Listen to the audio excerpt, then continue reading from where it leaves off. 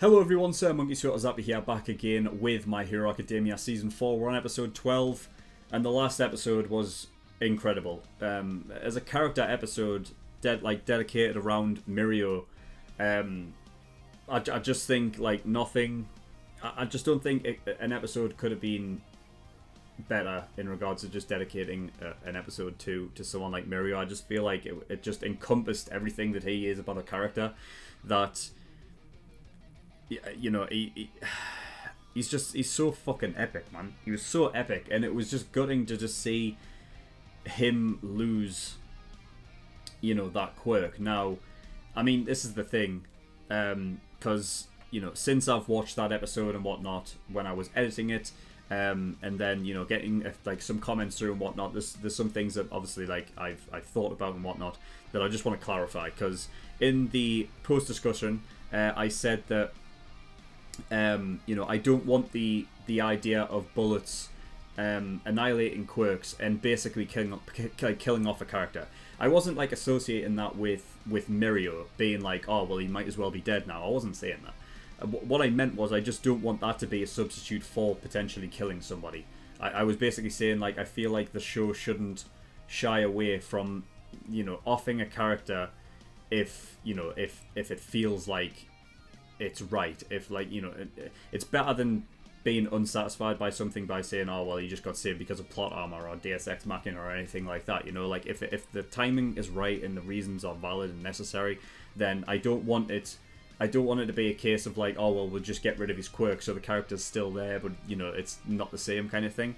That's all I was talking about. I mean, at the end of the day, Mirio's character from the very get-go, when we were introduced to him, was based around the fact that it wasn't his quirk that was powerful, it was the fact that Mirio himself made his quirk powerful. So, I mean, it didn't show up on my recording, when I was watching it.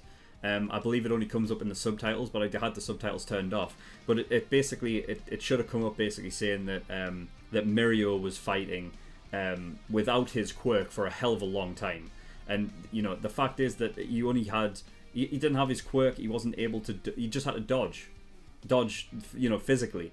And if he'd ever been caught once, he would have been fucked, So it's just a testament to how good he is. And at the end of the day, he was so, the culmination of that, he was so deserving of One for All. And because of that, Night Eye was kind of right. But also, the fact is, I don't even think he would have needed One for All. He was, because he was that good. But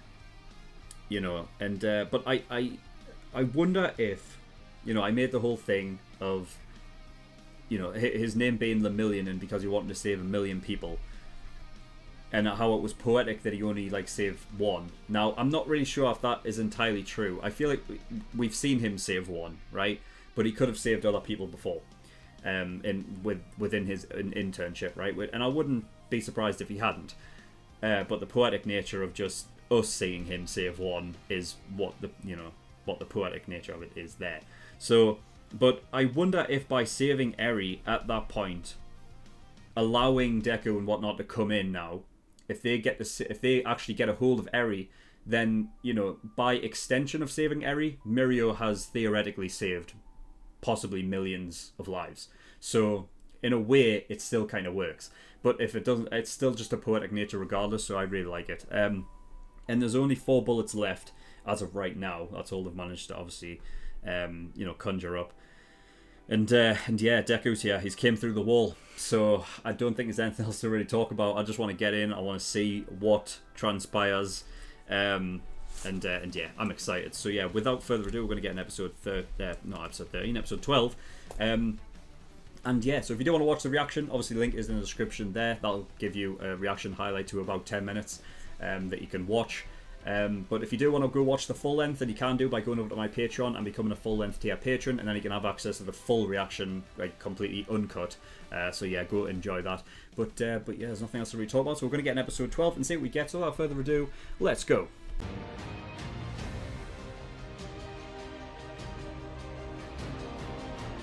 Okay, episode 12. Fucking hell.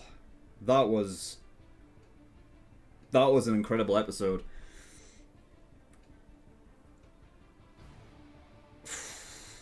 like merging like with the last one. I feel like, you know, sometimes with shows there'll be like a significant event that'll happen, and because it's so significant, the following episode or following episodes, like because of the aftermath of that event, like it just keeps coming. And I feel like it was like that with this episode, and I anticipate the next episode will be exactly the same.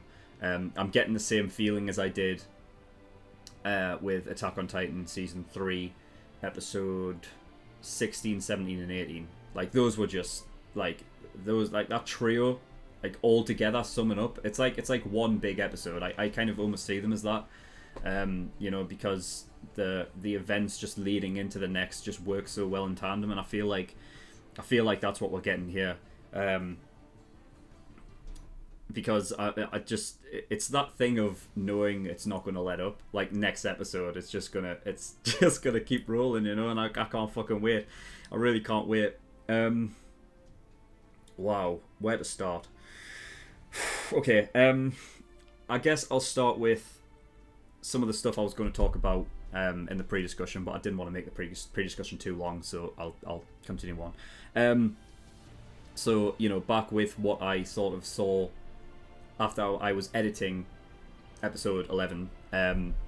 So when we went to the flashback of Overhaul's face, right, when obviously the boss of the Shihei Saigai was, you know, like, what's your name and everything, and I guess you can come with me, that Chisuke's face was blacked out below here, and we've never saw him without the mask in present time.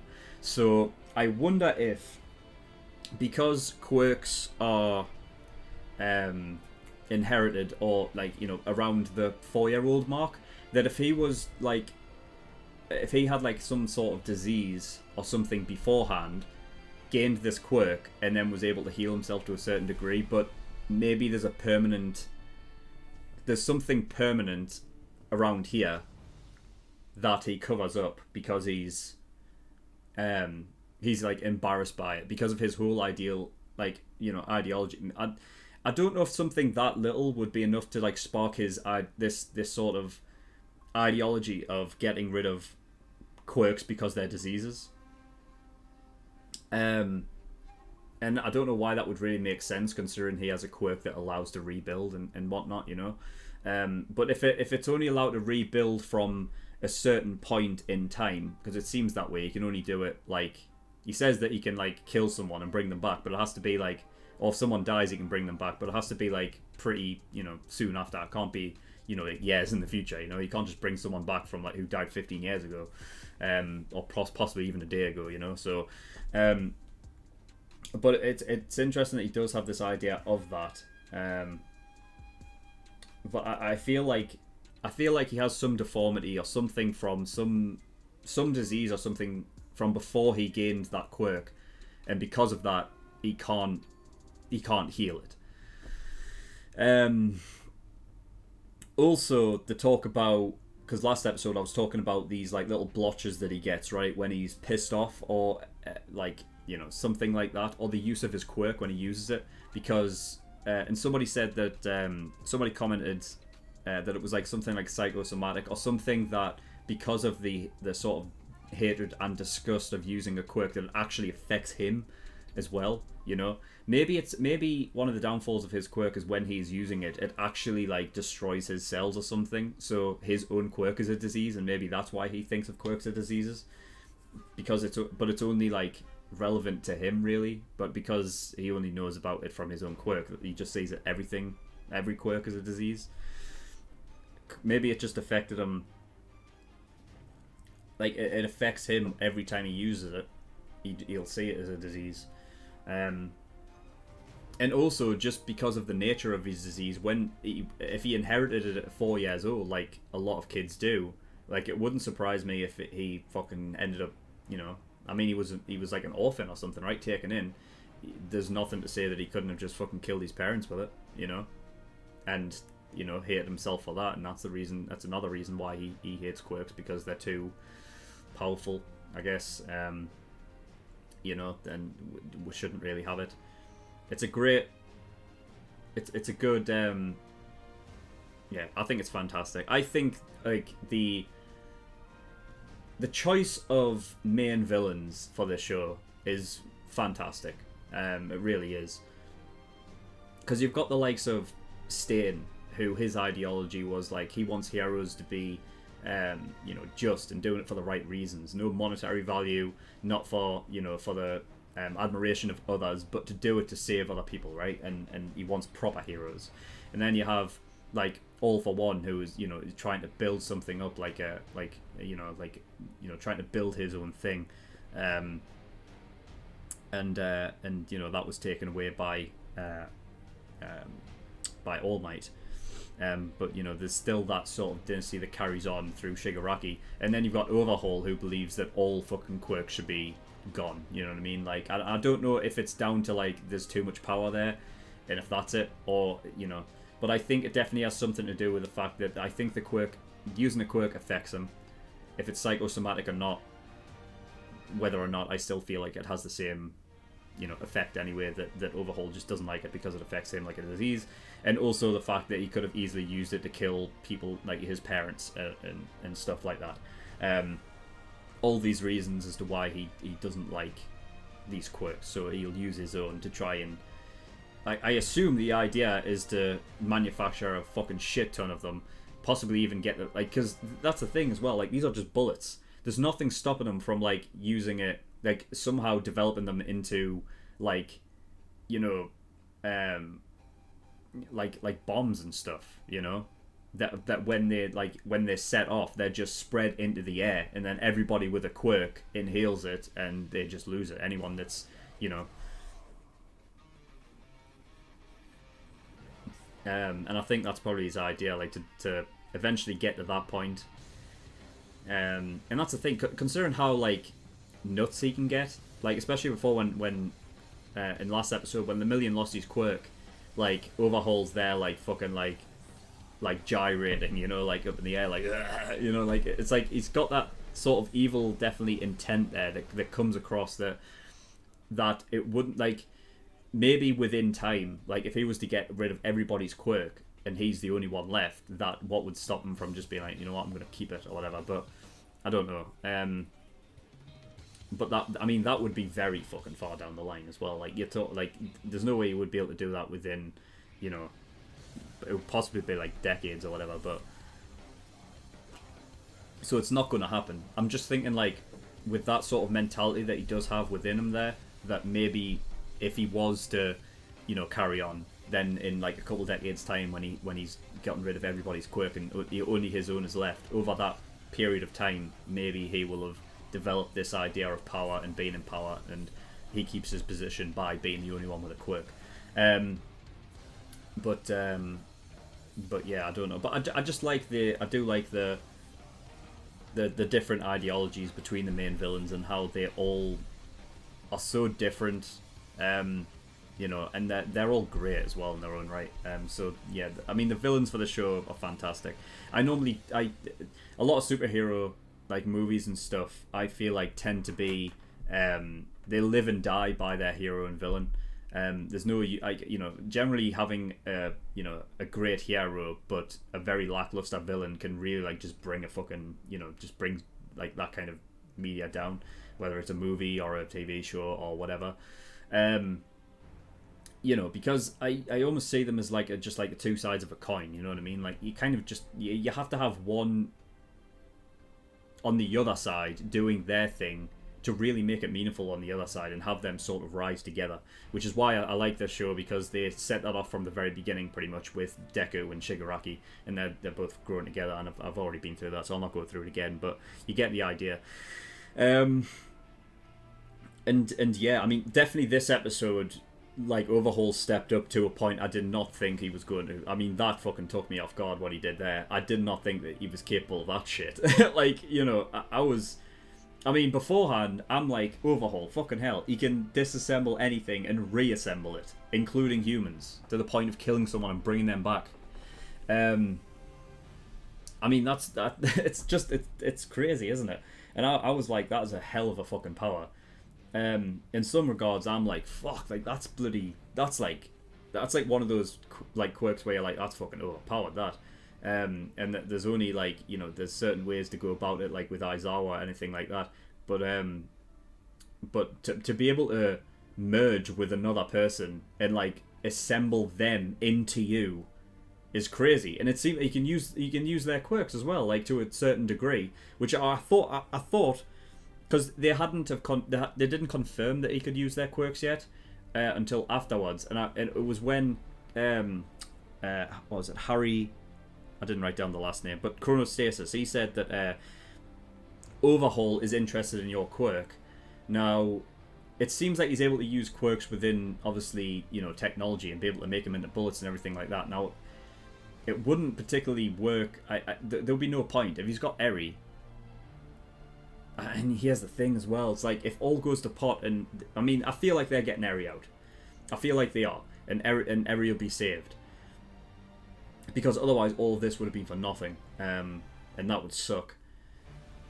But having Aizawa means that they can maybe substitute it, because it's a similar quirk. They already confirmed that it was like, it's not that it needed to be confirmed. I mean, we could see that it was fairly similar, but you had characters like pick up on that, and basically say like, oh, like you're the one that like has pretty much like Eri's quirk, except Eri's is just way better.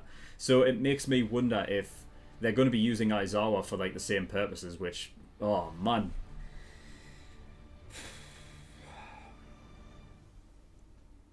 it's just crazy. It was so fantastically done, man. I didn't mention this as well. Like when I completely forgot about the idea of Chronos. He never used his quirk. And last episode, Lemillion says, "Yeah, I don't want to get on the wrong end of his quirk, right?" Because chronostasis, the stasis thing, and chrono, of course, time, isn't it? It makes fucking sense. I wouldn't care as well, because I watched Blind Wave's reaction to episode 11 before I reacted to this, and they were talking about how, because Chronos, it's like the god of time and everything, right? So it would make sense. And then stasis is normally like, it works like within like sort of like time stopped in a way, so it completely makes sense. I didn't even fucking think about it. It's just because so much stuff is going on, right? It's not my fault. but yeah, like I loved that. I love the fact that everything's thought out so far, like in advance. I feel like it just makes it so much, because I was like, all right, fucking hell, you've got Deku, Aizawa, and Night Eye coming through. Well, I mean, come on, he's going to stand no chance. He didn't stand a chance against Mirio, and that's not like that's not me like digging him. I know like it would sound like that. It's like, oh well, he didn't even stand a chance against Mirio, so he's never, that wasn't the case. I was just meaning like, like Mirio had him all over. And Mirio's great, but he's one person. And now you have fucking Aizawa who can, stop his quirk. And Night Eye who can see the future. And Deku, who can pull out all the attacks and stuff. While Overhaul's unable to do anything. It should be easy, right? And then, I completely forgot about Chronostasis. And it's just the perfect, like... Well, it may not be the perfect, but it's a fantastic quirk. In fact, no, I think it's perfect. It's a perfect quirk to counter Aizawa for the story and the tension leading up to, like Deku going to hit Overhaul, right? Because that's the thing with Overhaul's quirk, is that all it takes is one. If you're touched once, that's all it takes, and that's it. You're gone. So there's so much tension that can be made around fighting Overhaul, and the fact is that because Aizawa has to keep his eyes open, as soon as he blinks, it's gone. Having him slowed down, and that basically, I love it when a show can turn like a tool or something, like if a character's being used as a tool to sort of like count down something.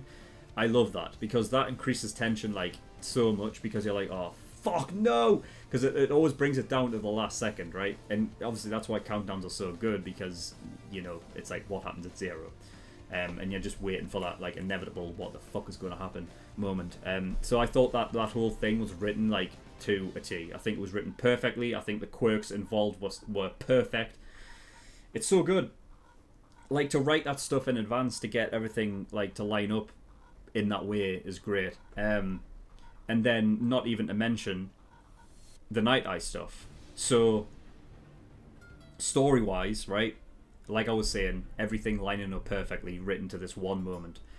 Night Eye, he comes out, he tells Deku to go to Mirio and Eri to get them out of there, right?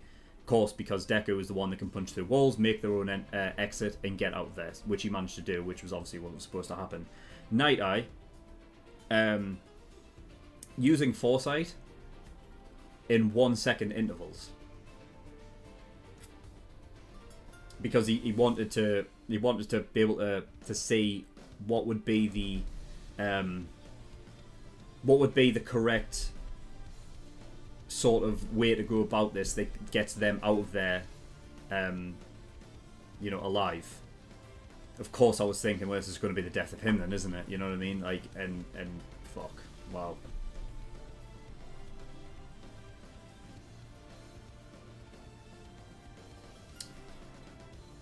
Also, when he's looking through as well, and he's like, come on, tell me which one it is, he gets pierced through the heart, by the way.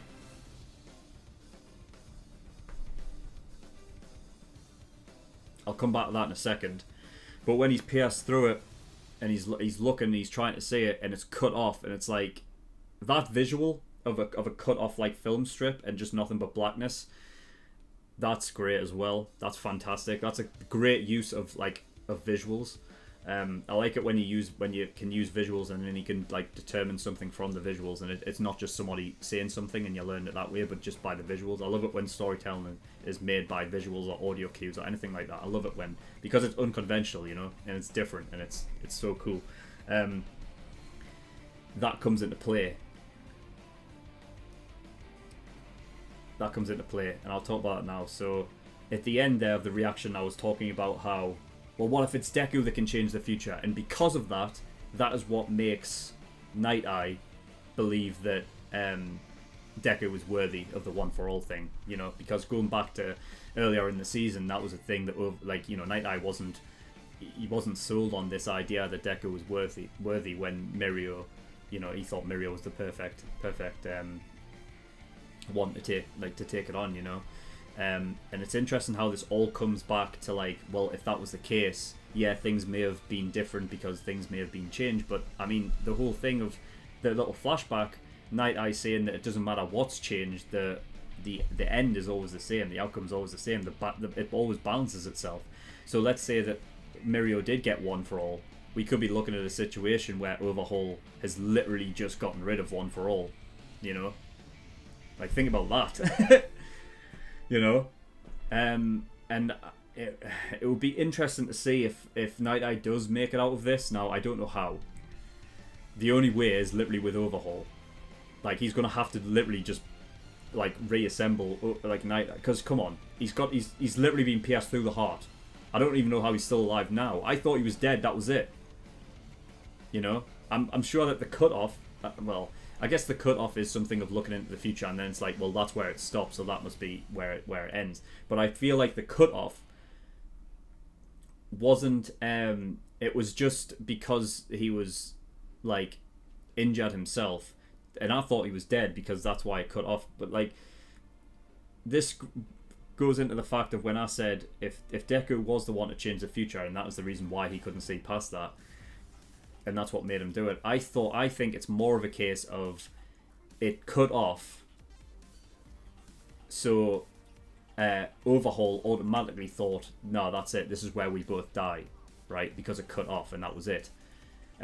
Whereas in reality, I think it was because he got pierced and everything that it affected the quirk, and it's going to get to a point next episode at the end of that film strip that I wouldn't be surprised if they make it so that it, they'll edit it together, cut the episode into a way where you can see that this is it, this is the last bit of the film strip, right? You'll probably get some monologue with Night Eye, and then so it's the thought in your head that Deku's going to die, even though, I mean, come on, he wouldn't. I mean, the show is his, and then he'll do something that will change the future. It says that it can, even what you can change, it can balance it in a way. But I don't know. But the end result then would have been death anyway. So I don't think so. I don't think it's changed in the future. I just think that it cut off at that point, and Overhaul just assumed that that was the death, and that's why it cut off. When in reality, I just think Deku's going to do something that comes out of that, and he's going to, you know, and regardless, Night Eye's going to be shocked, and like, regardless, I think at the end of this, Night Eye realizes that Deku was the right choice after all. It's interesting. Like, I've just had a thought in my head of like, yeah, coming back to Bakugo, because any excuse I get to go back to Bakugo, I always do it. But yeah, that the episode where they had their second fight, and you know, All Might says that I think Deku should have a chance to stand in the ring. It kind of works with Mirio as well. Like, you know, Mirio is unreal. He didn't need One for All, you know. He does have that whole thing of, you know, like he could be, you know, the symbol of peace because of, you know, who he is. He you know, he adheres to all of the same stuff that All Might does, like, you know, making people smile and everything like that. So it would have worked. But yeah, I think there was something there which, you know, with Mirio losing his quirk, I don't know how Night Eye survives, but if he does, I would like that realization of Night Eye basically saying that yes, Deku was the right choice.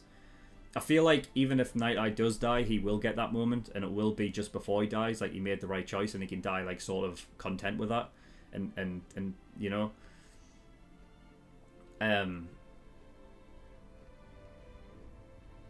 actually, yeah. I wouldn't want him to survive to the point where he would have to admit to himself that Mirio was the wrong choice, because then One for All would have been destroyed as well. I wouldn't want that, because I feel like it diminishes sort of that, like how good Mirio did. You know what I mean? And I wouldn't want Night Eye as his mentor to look down on him in any way. You know, even considering what, like, you know, fucking hell. Wow. I just got a lot in this episode, just a lot, you know. Right, what else? I put down Will Mimic shrink again, because I thought he only really grew when he was using his power, really. So I don't know what the shrink thing is. If that's like his natural form or what, and it was only like the boost, like the boost of the, you know, allowing his quirk like to basically just fill him out a bit. I don't know, but yeah, I said during the reaction, yeah, I don't know who the voice actor for Mimic, you know, obviously dub, yeah, but like he's great, he's really good, like he really goes all out, he's really cool. I like that. It always like, it's always crazy to me that, you know, there are a lot of dubs out there that aren't that good, you know. You know, the majority of dubs aren't really up to the par of the likes of, you know, My Hero Academia and stuff like that. And then you've got like the likes of Mimic, who is a secondary character, you know, not like really all that much. Like I can't see him really recurring all that much after this. You know, and somebody as good as that as a voice actor, you know, and you have a lot of them across this show. Why aren't they being like utilized in these other shows? You know, I don't know. I guess maybe because they're all like, maybe licensed to Funimation, I guess, so they can only do Funimation shows and whatnot. But I don't know. Anyway, so yeah, will Mimic shrink again? We don't know. It was a nice little sort of flashback, or sort of, I guess, exposition with Rocklock we had there, where he sort of, we saw that he has like a family, so he has a wife and he has a kid, and it was nice to sort of see him be a bit concerned for the kids because he has a kid of his own, so he's able to sort of determine that, which is something that we haven't had with any other character before, where they've been concerned for the kids because he can understand because he has a kid of his own, you know. I don't think we've had that really be a thing before, so that's nice. Yeah, it also, like, kind of puts that whole thing to rest of like where we're like, oh well, Rocklock is a bit of a dick, you know, because he's very pushy. I wonder if it's a case of he's just that as a character, or he's just been that way inclined for this mission because he understands that there's a kid involved, you know. So if it's just because there's a kid involved and that's why he's so antsy and like, you know, he just wants people to come on, let's fucking do this, you know. Maybe it might be that, and he's not like this all of the time. But who knows? What else?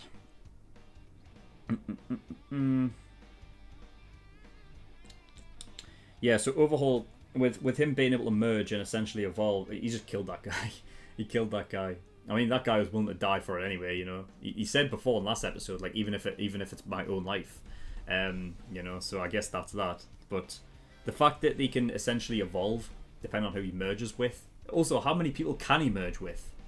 Is there any end to it?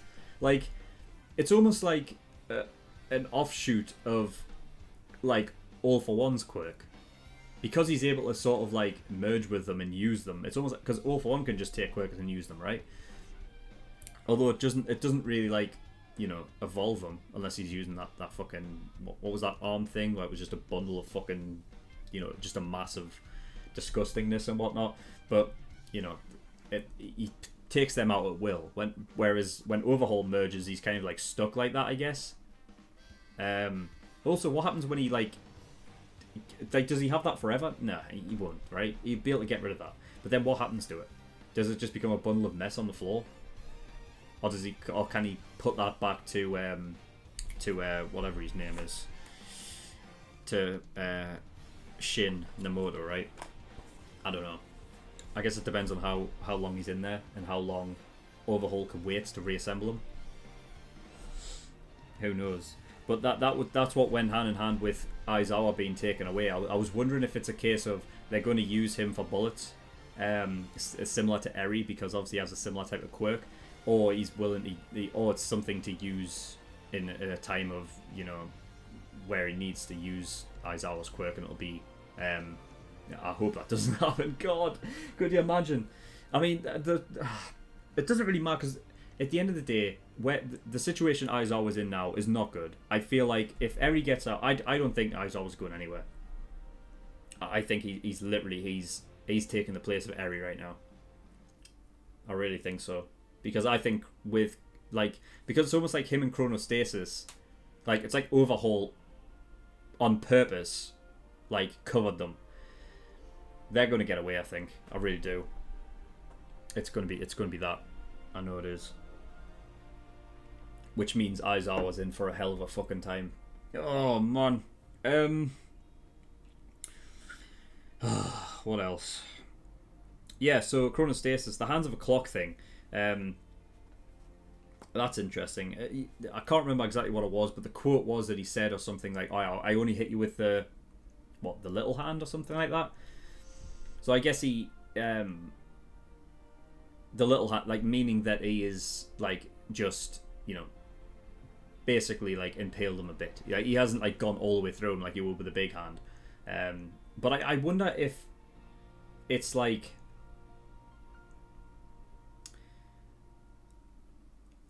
I wonder if like there's different times that he can assign depending on which hand he hits with. You know, like if he hits him with a little hand, it's in hours. If he hits him with a big hand, then it's in minutes. I don't know. You know, who knows? That's the thing. That's the great thing about the show, is that the quirks that they're so quirky, forgive the pun, that they can be like, they can have that sort of association with whatever it is that they're a part of. So with it being a clock, the different hands doing different times and stuff, it makes sense as well, because with the lower hand being the one that's slower, you know, and the one that's kind of associated with hours, it would make sense that you would be able to slow someone down for a longer time with the short hand, because you need to get closer to your opponent in order to do it, you know. Whereas the big hand, you know, you can be further away, but you can't slow them down for a longer period of time, so it would have to be shorter, you know, which is cool. But I don't know, I could be just making that whole thing up. Maybe I just figured out something that the mangaka was like, oh shit, I should have done that. But you know, whatever, it is what it is. Eri being the boss's granddaughter. That's huge, and I didn't think about that. Didn't think about it. I think this all goes hand in hand with, like, a few episodes back, one of the goons said that we know why the boss is in critical condition. Like, we know why as well. And back then I said that I'm sure Overhaul had something to do with it, whether, like, I said something stupid like whether or not he, like, disassembled his immune system, so he just gets sick really easy and he can't fight any, like, you know, he can't fight anything, so he has no choice but to be bedridden. And I think he's probably been that way since he killed the parents, Eri's parents, because I think that's what happened. That's obviously of the help of the ending. But yeah, because obviously the boss, him being the grand, like, if that would mean that his children were the ones that died from, like, you know, via Overhaul, which obviously he wouldn't be happy about. So to keep him bedridden and, like, kind of, you know, unconscious is probably the best way to do it. But I mean, we had that thing last episode where he was talking about, like, have you ever thought about my plan? He's like, and, you know, the boss is like, well, as soon as you lose your humanity, you lose yourself of the old ways and whatever. I think at some point, yeah, like, Chisaki just got too big for his boots and he was like, I'm not having this anymore, I've got to take things into my own hands. It just makes me wonder if, well, I guess the boss, the grandfather, like, he may not even have a quirk, right? I can't remember, like, the generations, how many there'd been. Because he is pretty old. But no, but then again, Gran Torino's old, though, isn't he? So I wonder if he does have a quirk. But he also said if you lose your humanity. So I wonder if maybe the boss thinks of something like, maybe he doesn't, like, associate quirks with being human, so maybe he just refuses to use them, or what, and maybe that could, like, sort of link in with Overhaul's, like, idea of a quirk being a disease as well. Overhaul's clearly not fucking right in the head. He has no regard for Eri. In fact, his attitude's disgusting towards her.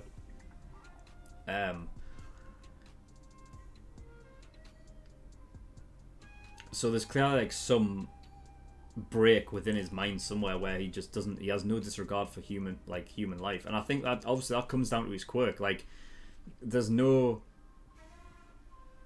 like, there's no consequence really with it, like, because he can just bring anybody back, you know. So the idea of death, I don't think really hits him at all. He doesn't understand it. Like, it doesn't. It's not the same as other people where it's like, that's it, you're one and done. With him, it's like, oh, what, you're dead? No, as long as it's within, you know, the time limit. But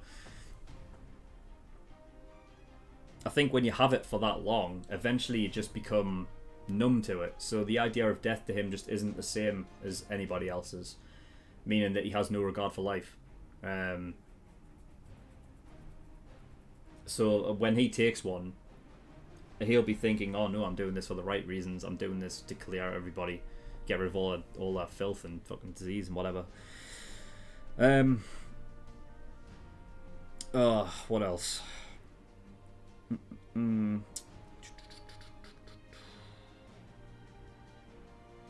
Yeah, so Night Eye, and when he was talking to Gran Torino, he was talking about how, you know, seeing the future, he thinks that it might be a locked in place thing, that, you know, that by seeing it, that is what makes it a thing. Like, that's almost what makes it a destiny or a fate, that if he never saw it in the first place, it would never have happened.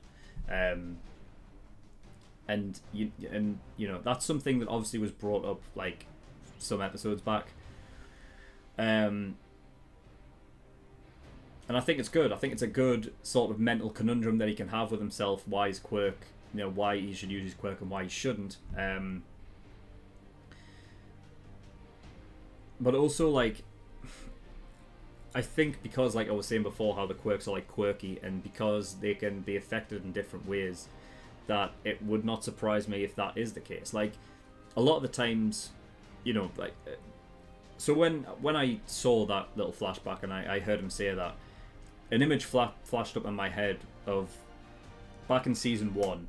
I think it was season 1, must have been, where was it All Might that was giving the I think All Might was like talking to Deku, and he was saying that you need to go register your quirk and whatnot. Now, he was saying that you can go back and re-register your quirk if you figure out that like something's different about it. Like, and I think it showed like a woman as an example, and she was like making water, and so maybe at the beginning you think that you're able to just create water out of nothing, and then in time you learn that you're taking the water vapor like out of the air and turning that into water. So I think that it would be one of those things that, even though he's an older one, like he's an older guy, that may be something that you can't test, and therefore he doesn't know his quirk outright. Which also lends back into the whole thing of the cutting of the film. Like, he thinks that's just the end, like that's just death because it's cutting off, when in reality it's just that being injured or whatnot like affected his quirk in some way. But yeah, I mean, it also could be just something that they could never have predicted. Like, how well does it really work? Is it really like, because that's the thing, we don't know in this world if the future is determined by fate or not, if the future can be changed, and you never will, I don't think, because there's no way to test it.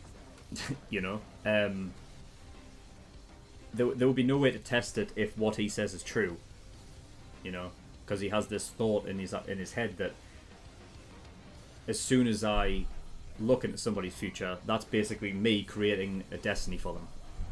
Like, that's what the end result is going to be because I saw it. But you can't test that, because you can't be like, the only way you could be able to test that is if there was somebody out there with a quirk that could rewind time. That would be the only way you could do it, really, right? And then let them rewind time to the time before he looked into their future. That would be the only way you could do it. And I don't know if that's really going to be a thing, As soon as you start fucking with time, it can start getting convoluted. So, but like they say, a show goes on long enough, eventually they'll start fucking messing with time and shit. But we'll have to wait and see what happens with that. I mean, I don't see how Night Eye survives this. I really don't. Because why would Overhaul fix him? Unless he wants to make use of his quirk as well. So therefore, he keeps him around. I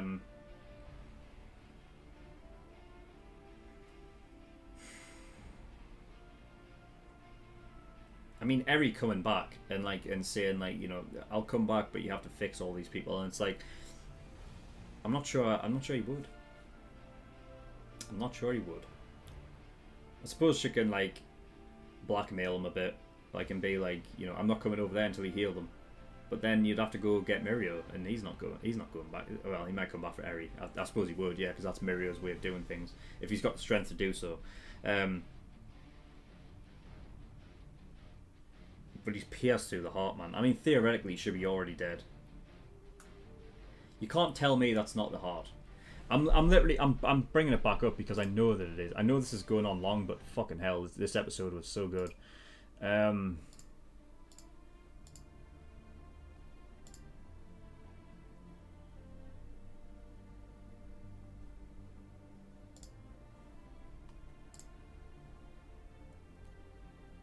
is it the heart? Oh, fuck. I thought it was the heart. It has... Oh, man. I don't know. The heart could be a bit higher up. But this is the thing as well. It's a spire. It's a fucking... so coming back into his body, it's thicker. I don't know how that doesn't hit the heart. I really don't. And I know he's lanky. Night Eye's character. He's quite lanky, and so there's a lot of height, and he's but yeah, that's what lanky means. There's a lot of height within his body, like, but within his different body parts as well. So I don't mean like overall height, but like his legs are long, his torso is sort of long as well, like, because you can just have tall people that just have long legs, you know. But I don't know. I don't know how that missed his heart, and if he has, then fuck, that's lucky. Also, look at that! Look at his fucking arm! That looks like his arm is hanging on by fucking like a thread of fucking of flesh. Jesus, man. I mean, here's the thing, right? Here's the thing. I don't usually criticize this show, but after I heard that Red Riot, when he got absolutely decimated in the anime, didn't really show it as bad as it was in the manga. When you're doing stuff like this, a guy who's just been pierced with that's no fucking, like, that's not like a rapier, you know, like a very thin fucking sword. That's thick, like that. If you were to pull that out, it would create a hole like this big. And that's the one going through his chest. That one going through his arm is fucking huge. I mean, I don't know. I feel like, you know, the whole Red Riot thing was fucking awesome. It was cool as fuck. But I mean, if you're going to show damage like this, like, you know, fuck up Kirishima a bit more. I mean, I love him, but, you know, it's all right. He's alive. He's fine. You'll be fine. So just fuck him up a bit more. Make him look fucked up. If you're going to do that, you know. Because that's the thing as well. Like, I mean, this is the season where it's gotten darker. Like, Overhaul just fucking blowing people up. You know, blood fucking showering everywhere, and like, and I don't know. Maybe they'll have a thing for like kids. Maybe it's fine to do it with like adult characters, but when you do it with kids, then it's a bit more like, ugh, you know. I guess. Maybe that's why. I suppose. I don't know. Maybe they'll have like a rule or something, like some kind of law, in like where that kind of thing just isn't able to be shown on TV, so they just can't do it. But if it's with an adult, I suppose it's fine. I don't know, but I'm just asking the question. Manchester Smash at 20%. Manchester Smash. I love. He's coming up with new ones. I think that's the first new one he's come up with, isn't it? Manchester Smash. And finally, like, one that like actually relates to the UK. I mean, I know there's a Manchester in. I'm sure there is. I'm sure there's a Manchester in the US. But I mean, let's be honest. The most famous Manchester in the world is the one in England. Manchester, because I mean that's the thing. Is like, All Might's talking about states, whereas Manchester's not a state in the US. Manchester, USA, where is it? It's like Washington or something. New Hampshire. New Hampshire. Where the fuck's New Hampshire? New Hampshire.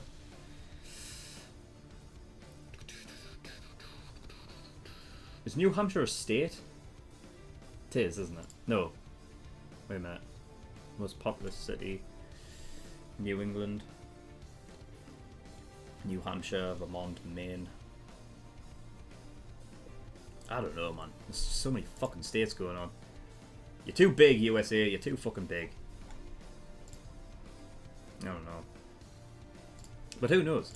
I guess we'll figure out when Deku makes up a new one at some point as well. Hopefully, at some point there'll be a Newcastle Smash, where you know, because then I think I'll be able to determine that. But then again, there's like a Newcastle in Australia. It's like, can you not just like leave England to have something for itself? Fuck's sake. You have all of these fucking, like, you know, Australia colony fucking going off, like, making our own shit. And then you got, you know, they went off bloody US of A and then took our stuff as well. God damn it. Who knows? But yeah, so there's that. Yeah, I put down, like, you know, all for nothing if she goes back. Eri, I meant. You know, which is something that I'm just, you know, it's just one of those things that you can't.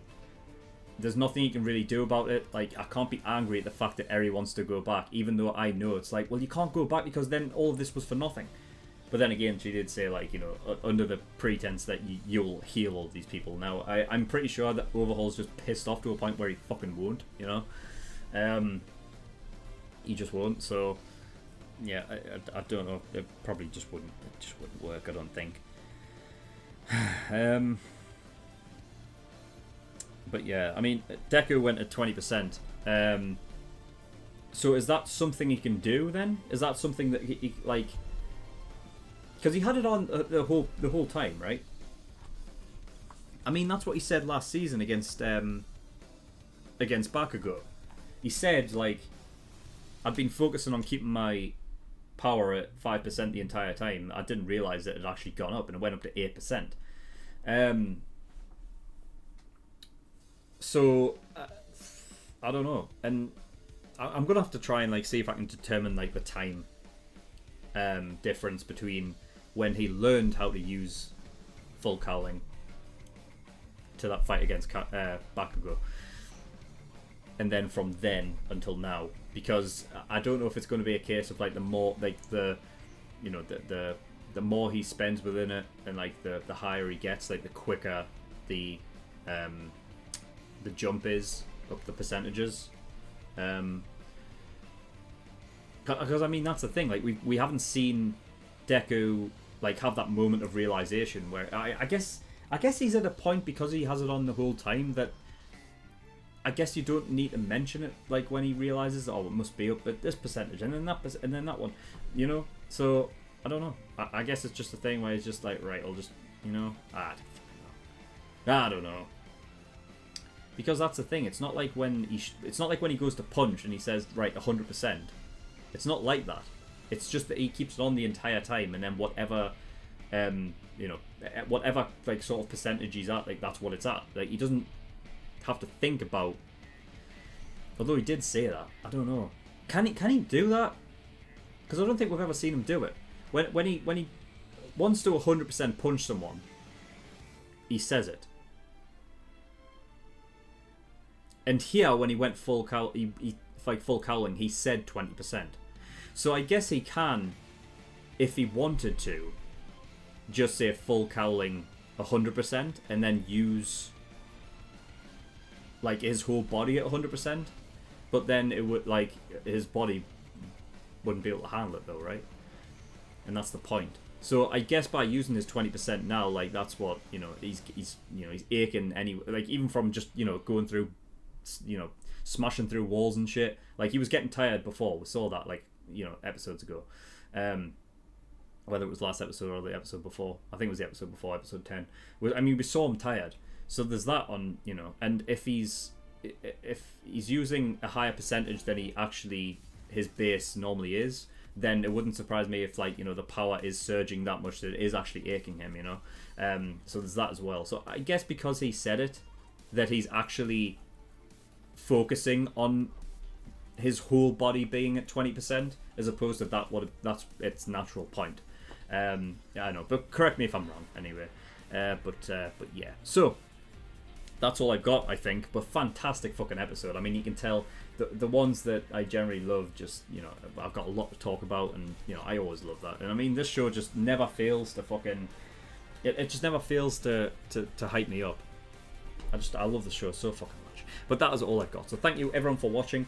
In the description below I have links to certain things. One of them is the Discord, so you can get yourself over there. And I also have a Patreon page as well, so if you do want to support me on Patreon, that'd be very much appreciated. I'm trying to get back to doing this full time this year, so I can get more content out for you guys more frequently, like I was doing back in 2018. 2019 was a bit of a slow year and a dip for me, so yeah, let's get back up to doing that full time. So if you can support me, that'd be very much appreciated. There is a bunch of different tiers and rewards on Patreon that you can go look at. There's the early access tier for $5 a month. That gives you access to shows a week early, and you get 4 episodes of Hunt x Hunt every week as well. There's also $10 there for full length, so if you want to see my full length reactions to any of these shows, including this episode, then you can do by going over to my Patreon, becoming a full length tier patron. And there are other tiers there where you can pay to have certain shows reacted to as well. So if you want me to react to a show, then go have a look at those tiers and see what they offer. But that was all I got, so thank you for watching. I'll see you all next time. Bye bye.